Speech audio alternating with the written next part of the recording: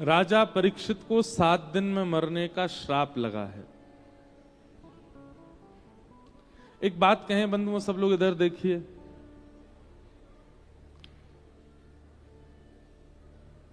किसी वैदिक पुरुष, किसी ब्रह्मनिष्ठ पुरुष, किसी भगवत भाव वाले व्यक्ति के हृदय को जब हम पीड़ा देते हैं ना,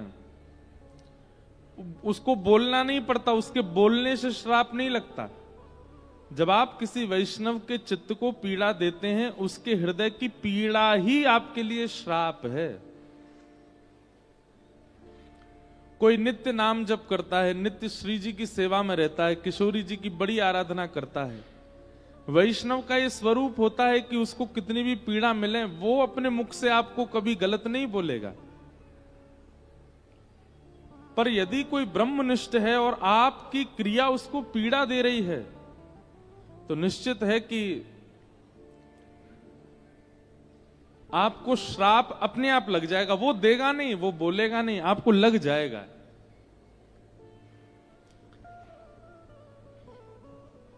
बहुत सावधानी से सुनिएगा। भक्तिमती मीराबाई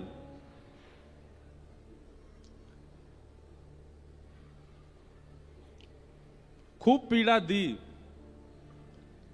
जब विवाह के बाद उनके पतिदेव का भगवत धाम गमन हो गया, उसके बाद उनकी ननद, उनके देवर, सब ने मिलकर के खूब पीड़ा दी मीराबाई को।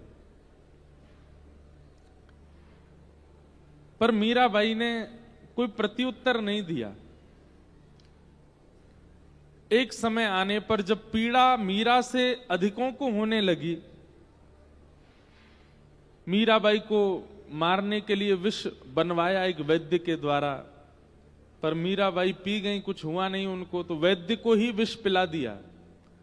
तब मीराबाई को कष्ट हुआ कि मुझे पीड़ा दी जा रही थी तब तक तो ठीक था, लेकिन अब मेरे अलावा औरों को भी कष्ट दिया जाता, अब मेरा यहां रहना ठीक नहीं। और गोस्वामी तुलसीदास जी से अनुमति लेकर के मीराबाई चली गई। जैसे ही मीराबाई ने मेवाड़ का त्याग किया, मेवाड़ में भूखमरी होने लगी। वर्षा नहीं हुई कितने वर्षों तक। पृथ्वी ने अन्न उगाना, फल उगाना, वनस्पतियों को प्रकट करना बंद कर दिया। अनेक प्रयास करने पर भी किसी भी प्रकार का कोई प्रयोजन नहीं हुआ। कितने वर्षों तक वर्षा नहीं हुई वहां पर, और इसके कारण लोग पलायन करने लगे, और जो पलायन नहीं कर पा रहे थे उनकी वहीं मृत्यु होने लगी। तब तत्कालीन मेवाड़ के जो राजा थे, मीराबाई के देवर राणा, उन्होंने किसी गुरु से जाकर के कहा कि हमारे मेवाड़ को पता नहीं क्या हुआ है, यहां कुछ नहीं हो रहा है। तब उन्होंने आज्ञा करके कहा, वैष्णव अपराध, तुमने किसी भक्त को पीड़ा दी है, और भक्त को पीड़ा देने पर भक्त तो श्राप देता नहीं, पर उसके चित्त को जब पीड़ा होती है ना, वो पीड़ा ही श्राप रूप बन जाता है। जब तक वो भक्त स्वयं आकर के अगर इस भूमि को और यहां के लोगों को क्षमा नहीं करेगा, तब तक यहां ऐसी स्थिति बनी रहेगी। तब राणा जी को पता चला कि मैंने अपनी भाभी मीरा को बहुत कष्ट दिया है, और तब मीराबाई को वापस बुलवाने के लिए उन्होंने अनेक प्रयास किए, पर मीराबाई लौट करके नहीं आई। द्वारिकाधीश से प्रार्थना कर दी कि मेवाड़ आनंद में हो जाए, खुशहाल हो जाए, मेवाड़ में सब सुखी हो जाएं, आप कृपा कर दो, पर मैं अब वापस नहीं जाऊंगी। तब कहते हैं मीराबाई की कामना की पूर्ति के लिए ही हमारे श्रीनाथ जी मेवाड़ में आकर के विराज गए। भक्त का अपराध दूर करने के लिए भूमि से ठाकुर स्वयं पधारे। फिर आज भी श्रीनाथ जी मेवाड़ में विराज रहे हैं। तो ऐसा नहीं होता है कि आपने कुछ गलत मुझसे बोल दिया या आपने किसी वैष्णव का अपराध कर दिया तो वो हाथ में जल लेकर के कहेगा जा तेरा नाश हो जाए, ऐसा नहीं होता है। आप किसी वैष्णव को पीड़ा दे देते हैं, वो शांत होकर चला जाता है, वही श्राप है आपके लिए। इसलिए कभी किसी वैष्णव का, भक्त का, ब्रह्मनिष्ठ का कभी कोहित मत चाहिए। और रही बात, कई लोग ऐसे होते हैं वो बात बात पर श्राप ही देते रहते हैं।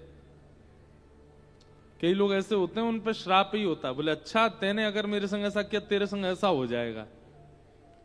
तो जो बात बात पर श्राप देते हैं, कलयुग में उनकी बात का कोई प्रभाव नहीं होता। मैं एक बार कहीं बता रहा था कथा में कि मैं गिरिराज जी की परिक्रमा दे रहा था, तो परिक्रमा देते देते मेरे पीछे 2-4 बालक चल रहे थे, कुछ दे दो दे दो दे दो मांग रहे थे। और एक को दे दिया, वो अपने रिश्तेदारों को लिया और मांगो। अरे मैंने की खाली जेब है मेरी, कुछ है नहीं मेरे पास।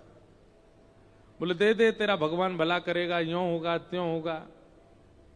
जब नहीं दिया तो बोले रुक जा, आगे चल, तेरा पांव टूट जाएगा।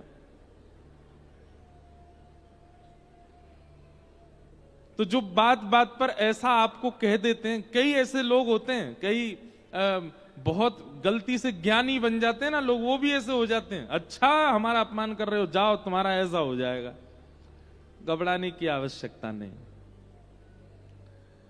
जो बोल करके करते हैं कलयुग में उनका श्राप नहीं लगता, पर जो वास्तविक होते हैं उनके हृदय को पीड़ा होती है ना, तो वो बुरा तो आपका नहीं चाहेंगे, पर उनकी हृदय की पीड़ा ठाकुर जी तक पहुंच जाती। भक्त भक्त भगवंत गुरु चतुर नाम वपु एक। भक्त को दी गई पीड़ा ठाकुर जी तक होती है, और ठाकुर जी उसका बदला लेते हैं। इसलिए कभी किसी का अनहित मत चाहिए। आपको कोई बात बुरी लगे आप कह दीजिए, आप उससे उसका समाधान ले लीजिए, पर किसी का अनहित मत करिए। क्योंकि कलयुग में श्राप बोल करके नहीं दिया जाता है, पीड़ित हृदय ही श्राप है कलिकाल में। राजा परीक्षित को श्राप लग गया 7 दिन में मरने का।